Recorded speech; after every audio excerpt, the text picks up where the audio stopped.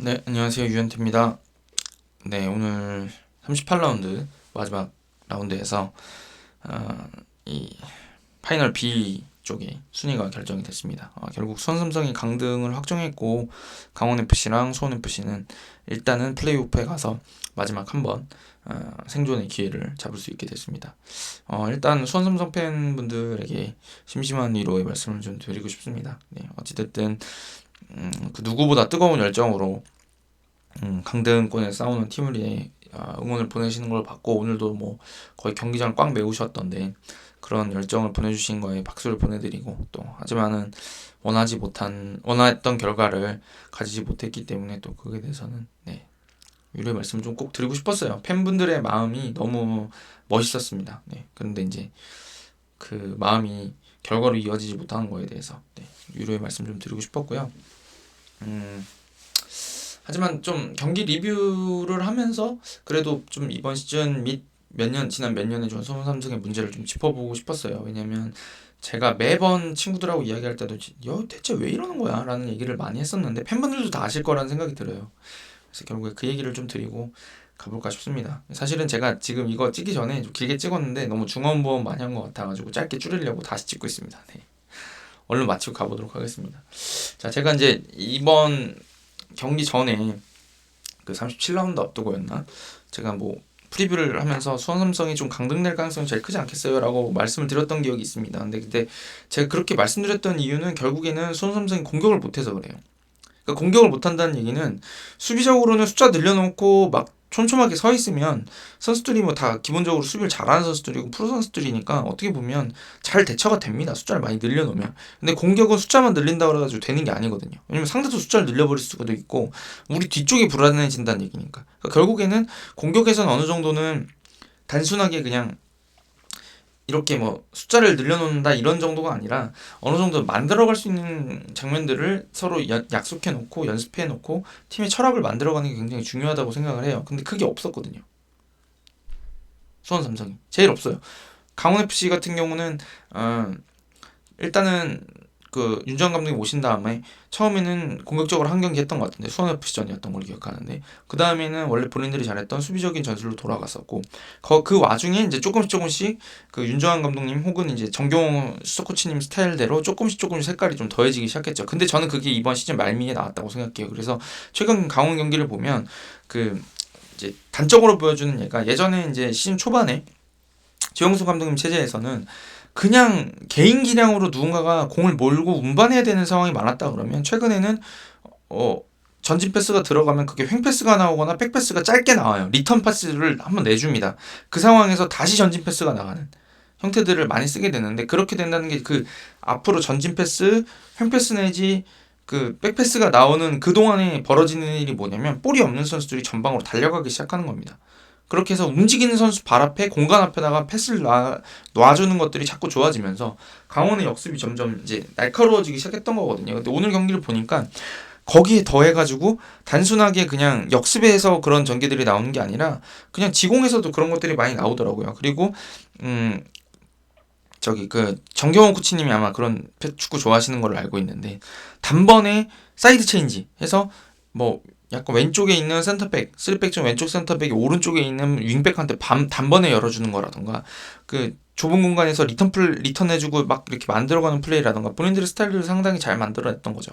근데 저는 이게 결국에는 지도자가 시간을 들여서 고전할 때도 있지만 조금씩 팀을 발전해 나가고 그게 어느 순간에 궤도에 오르게 되면 이렇게 본인들이 할 수 있는 축구를 할 수 있다고 생각하고 이런 거에 대해서 선수들이 자신감을 가지고 있어야지 결국에는 위기의 순간에 본인들이 할 수 있는 거를 할 수 있다는 거를 가지고 이제 공격을 할 수 있다는 거죠. 그게 이제 결국에 팀의 저력이고 이게 결국에는 강원 FC한테는 생존의 원동력이 된 게 아니라는 생각이 듭니다. 오늘도 생각해 보시면 강원 FC는 유인 선수 골대 맞춘 장면이라던가 뭐 이정엽 선수 초반에 있었던 그 양용 선수 쪽으로 들어가면서 발의 끝에 맞췄던 거라던가 마지막에 있던 윤희룩 선수의 그 김대원 선수랑 만들었던 장면이라던가 제가 보기엔 득점할 수 있는 장면들이 충분히 있었다고 생각이 드는데 그에 비해서 수원 삼성 같은 경우는 그런 장면들을 많이 못 만들었습니다. 여기까지 계속 그 영기훈 감독님이 올라오신 이후로도 제가 보기에는 해줘. 누군가가 해줘. 그게 이제 생각해보면 지난 라운드 FC서울전도 바사니가 그 예상하지 못한 장면에서 중거리 슛 한 방에 들어가가지고 그랬던 거고, 수원FC전 같은 경우도 세트피스에서 하나, 그때는 또 안병주 선수가 하나 이렇게 해줬던 거죠. 근데 그게 이제 경기를 그 장면들을 돌아봤을 때 선수 개개인이 빛나긴 하지만 이게 팀적으로 뭔가 의미가 있고, 아, 수원 삼성은 이런 축구를 하는 팀이구나라는 걸 느낄 수 있었냐라고 제가 다시 반문해보고 싶은 겁니다. 그렇다 그러면 삼성 팬분들께서 아, 우리는 이런 축구하는 팀이에요 라고 저한테 설명해 주실 수 있었을까? 저는 그렇게 좀 생각이 들진 않았던 것 같습니다. 그게 결국에는 오늘같이 중요한 경기, 특히나 이제 오늘은 두 팀 다 간절하잖아요.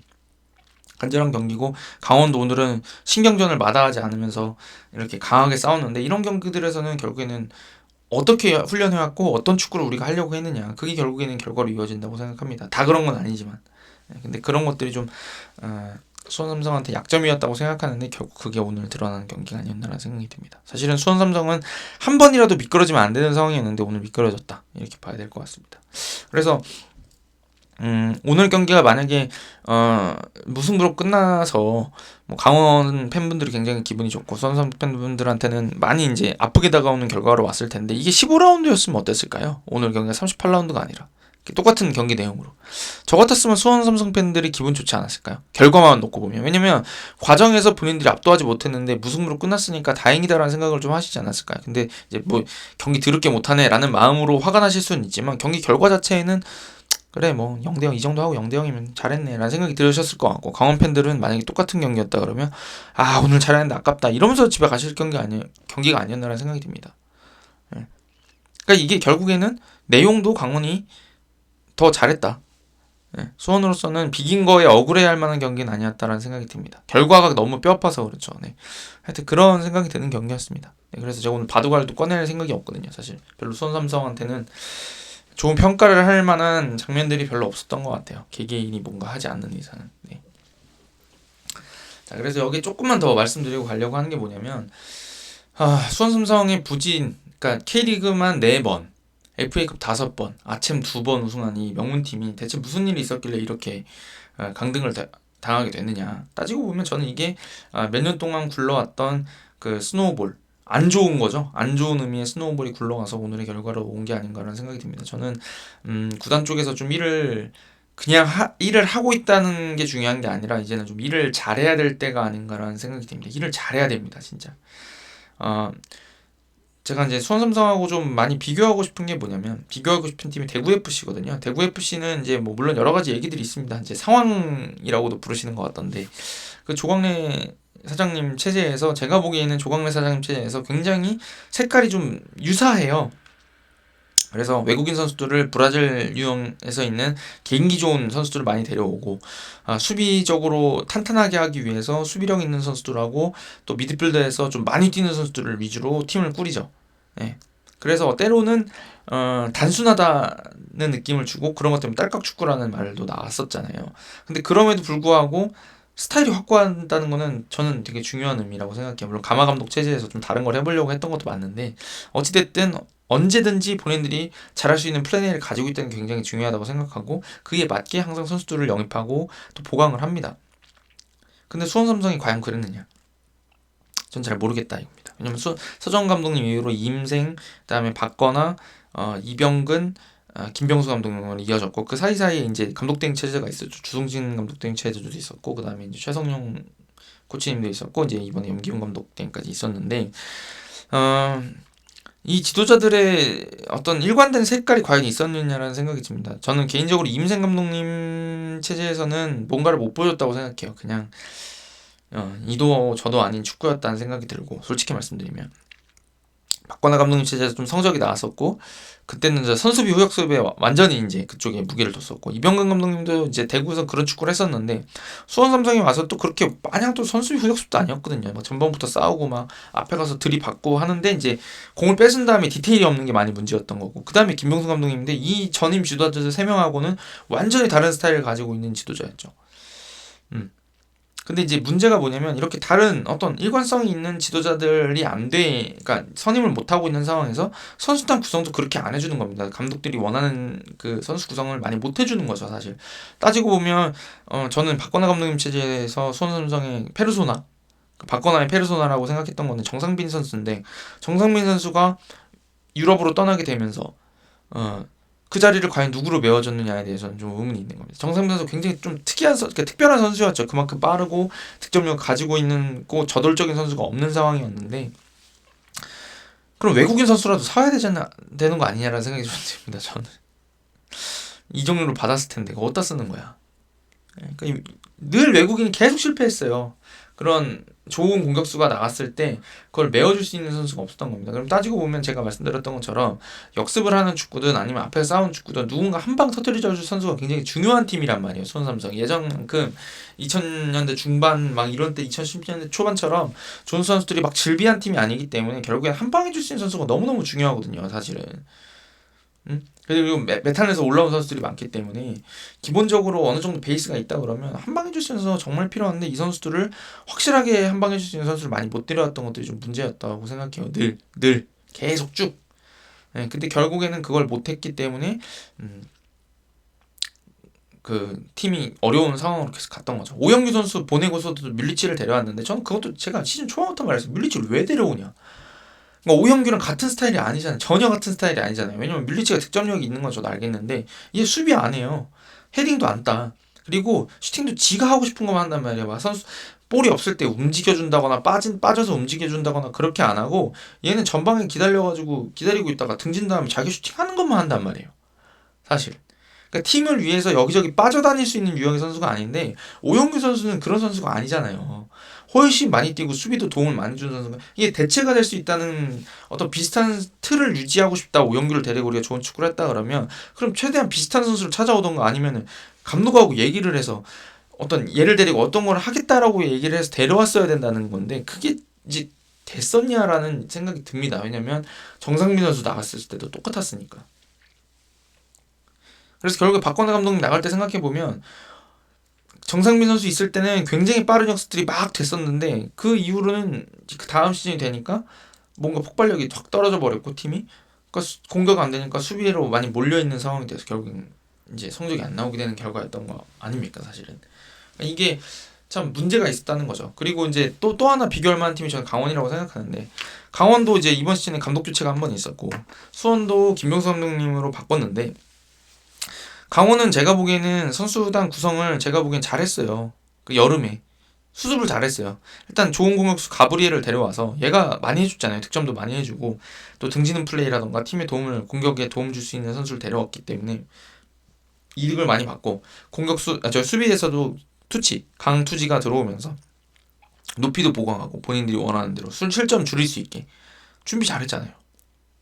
그래서 결국에는 오늘도 이 두 선수가 잘 해줬잖아요. 잘 해줬고 그 다음에 말씀드렸던 것처럼 윤정은 감독님 체제에서 충분한 시간을 주면서 팀을 잘 꾸려갈 수 있게 정리를 잘했단 말이죠. 근데 생각해보시면 수원삼성 카즈키는 잘 데려왔고 김주원 선수 잘해줬던 것 같은데 이거 결국 김병수 감독님 픽이었다라는 거 아닙니까? 사실 그런 상황인데 공격수 영입은 또 망했죠. 그러니까 왜 자꾸 이상한 데서 자꾸 돈을 쓰냐 이거예요. 저는 살 때 한 명 제대로 사야지. 뮬리치 살 돈으로 한 명 제대로 브라질에서 제대로 좋은 선수 데려왔으면 웨릭포포 살 돈까지 모아서 한 명 제대로 샀으면 제가 보기에는 이렇게까지 고전 안 했을 것 같은데 물론 뭐 그 부상 변수라던가 이런 게 있지만 어찌됐든 여름에도 영입이 잘 안 된 상황에서 결국 문제가 됐던 거고 그게 또 잦은 감독 교체 또 그러니까 오늘 이번 시즌은 4명이었어요 감독이 이병근, 최성용, 김병수, 염기훈 여기까지 그러니까 팀이 뭔가 처음 말씀드렸던 것처럼 팀이 뭔가 하나된 축구를 하기에는 안정성을 가지기에는 많이 부족한 한 해였다는 생각이 듭니다. 이게 진짜 해줘! 선수한테 해줘! 할 수밖에 없는 상황이 아니었나라는 거죠. 근데 이거의 책임은 제가 보기에는 선수단 내부에서도 있겠지만 선수단 외에 구단 내부이지만 구단 아니긴 하지만 선수단이 아닌 쪽에도 분명히 책임이 있지 않냐라는 생각이 듭니다. 구단 운영을 제가 잘해야 된다. 이제 그냥 하는 게 아니라 잘해야 된다고 말씀드렸던 이유가 이제 그런 의미이기도 합니다. 외국인 선수를 사왔다가 아니라 우리 팀에 외국인 선수가 누가 도움이 되고 어떻게 데려와서 쓸 것이냐에 대해서 고민하고 코칭 스태프랑 이야기를 해서 데려와야지. 그냥 데려왔어. 이거 데려왔으니까 써. 이렇게 하는 거는 곤란하다는 거죠. 제가 예전에 취재할 때도 들어보면 좀 이제 이상한 얘기들을 많이 들은 적이 있거든요. 제가 여기서 뭐 얘기할 만한 건 아닌 것 같긴 한데, 그러니까 뭐 서정원 감독님 계실 때 얘기였는데, 제가 직접 들은 건 아니고 다른 그쪽에서 들었던 건데, 뭐 영입된 선수를 감독이 영입된지 잘 모르고 있었던 거죠. 그런 상황도 있었다고 들었어요. 제가 듣기로는. 저 선수 영입해오는, 쟤 누구지? 이런 느낌이었던 것 같아요. 제가 여기 왜 있지? 이런 느낌? 근데 이제 그런 식으로 계속 구단이 운영이 되면 선수단이 성적 내는데 당연히 도움이 안 되겠죠. 사실은.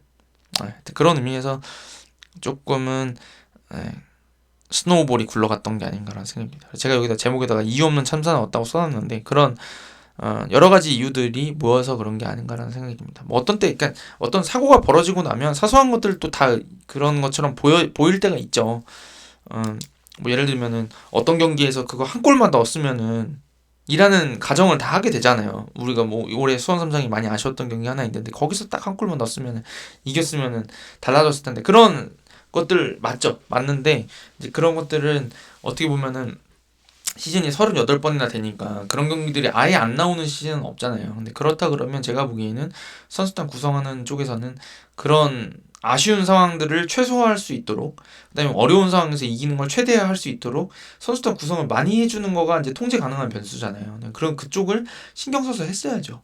그래야지 위기에서 승점 1점을 더 벌고 승점 1점도 못 딸 경기를 1점씩 따내고 그런 것들을 모아서 살아남는 건데 과연 그런 어떤 노력들을 충분히 했고 잘했느냐에 대해서 다시 좀 돌아볼 때가 아닌가라는 생각이 듭니다. 이제 제가 이런 말씀 드리는 이유는 제가 또 이브리그에 있는 부천FC 팬이잖아요. 쉽지 않을 겁니다. 이브리그도. 그냥 지금처럼 수원삼성이 좋은 선수들을 가지고 있다고 하지만 이 선수들이 그냥 내려와서 중구난방 움직이면 쉽지 않을 수 있어요. 전남 드래곤즈도 계속 물러가고 있고 부산 아이파크도 내려오면 늘 고전하잖아요. 네. 시민구단들이라고 절대 대충 하지 않거든요. 여기는 또 나름대로 싸우는 방법들이 다 있습니다. 그렇기 때문에 제가 보기엔 겨울에 좀 힘을 많이 쓰셔야 되지 않겠냐라는 생각이 듭니다. 네. 자, 제가 아까 거는 거의 30분 떠들었는데 한 15분 정도 줄인 것 같아요. 다행입니다. 네, 가보도록 하겠고요. 진짜 마지막으로 꼭 드리고 싶은 말씀은 삼성 팬분들 정말 멋졌습니다. 마지막까지 보내주신 그 열정에서도 감동을 받았고 마음이 많이 무거우시겠지만 잘 털어내시기를 바라겠습니다. 정말 팬분들한테는